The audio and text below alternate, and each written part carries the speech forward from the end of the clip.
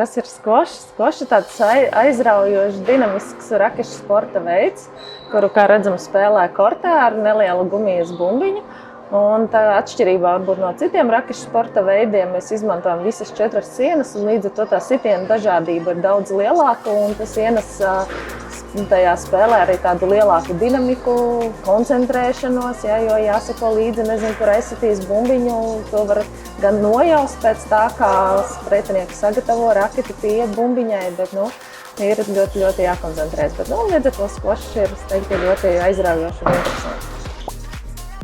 Jāpanāk, lai pretinieks neatsit bumbiņu, un bumbiņu drīkst atsitīs pret grīdu ne vairāk kā vienu reizi, bet var arī no gaisa spēlēt.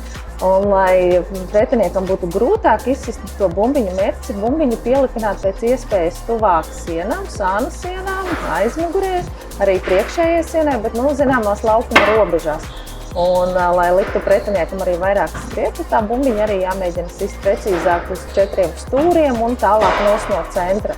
Jo man pašai mērķis ir ieskriet centrā, tas dod lielākas iespējas aizskriet tām bumbiņām pakaļ. Es palikšu, piemēram, labajā aizmugurējā stūrī, pretinieks iesitīs kreisajā priekšējā, manas izredzes paņemt tādu bumbiņu būs tuvas nullē. Bet, ir mums tādi ļoti aktīvi spēlētāji, kas tur skrien un krīt un klūp un paspēj vēl piecelties, bet tā bumbiņa nav varbūt tik precīzi arī izsista.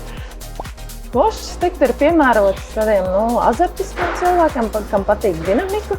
Es pat teiktu arī ofica cilvēkiem, un tādiem cilvēkiem, kam ir tāds darbs, kur ļoti ir varbūt pat spriedze un ļoti galva ir aizņemta ar dažādām problēmām. Un tad skvošā galva tiek iztīrīta, jo te nevar domāt par kaut ko citu, kā tikai par to, kā paspēt uz bumbiņu, kā viņu izsist. Protams, ir kaut kāda arī nepieciešama fiziskās sagatavotības bāzīte, jo ir daudz izklupieni, griezieni, būtu labi, ja nedaudz torsiņš būtu nostiprināts un ķermenis tāds sagatavots. Bet katrā līmenī ir arī atbilstoši savu prasības fiziskajai sagatavotībai arī iesācēja līmenī un var lēnākā garā pabublot.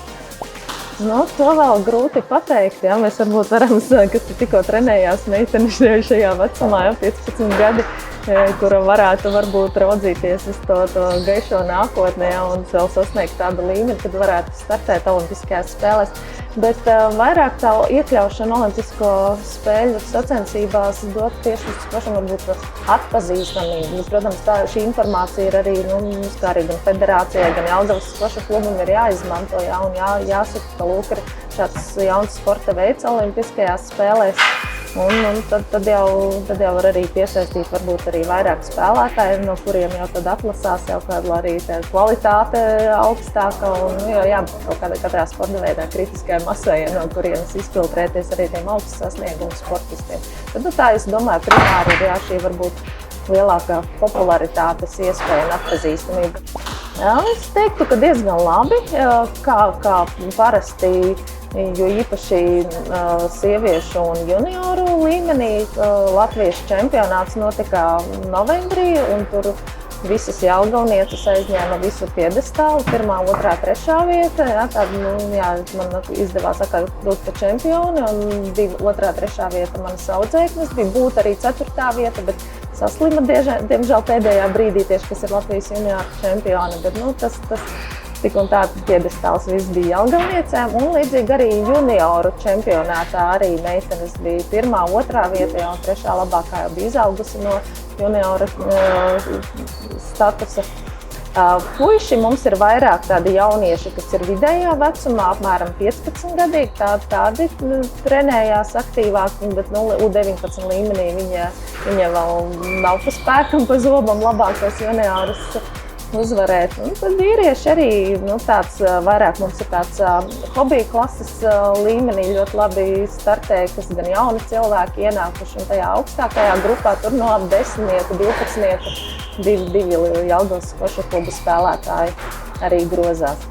Es pieminēšu vēl, bija pagājušā sezonā Baltijas individuālais čempionāts. Man nācās izstāties traumas dēļ, bet arī jelgavniece Laura Anna Badūne Baltijas individuālā čempionātā, kas notika 3 posmos.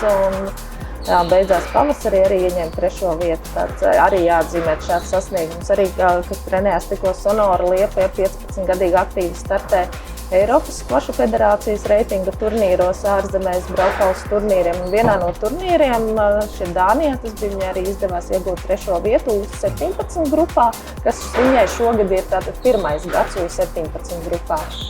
Jelgavā vienīgā vieta, kur var spēlēt skvošu, ir šeit, sporta klubā Fitlands, un es esmu arī vienīgā trenere šeit. Ir gan vēl arī tāds arī bijušais audzēknis Augusts Cūbils, kas ieguvis trenera certifikātu, bet viņš pašlaik aizņems vairāk ar studijām, un treneru darbam neizdodas tā pievērsties. Bet jā, mums ir arī aktīva tāda hobija klases spēlētāju grupa, notiek skvošu vakari dažādiem līmeņiem, kad atnāk cilvēki arī kopā un uzspēlē savam priekam, bet tādu nelielu sacensību azartību.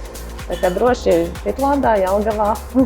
Fitlanda ir mājaslapa, un vēl ir Facebookā aktīvi gan Fitlanda, gan arī ir Skvošs Jelgavā saucās Facebook grupa, kur arī mēs informējam par visām mūsu aktivitātēm. Tas ir arī turnīri, arī ir noteikti par skvošu vakariem, par arī ir šādi arī dažādas atvērto durvju dienas. Mums ir iznācis projekts arī iepazīsti skvošu, kad arī ar atlaidi var nākt un spēlēt gan jaunieši, gan pieaugušie.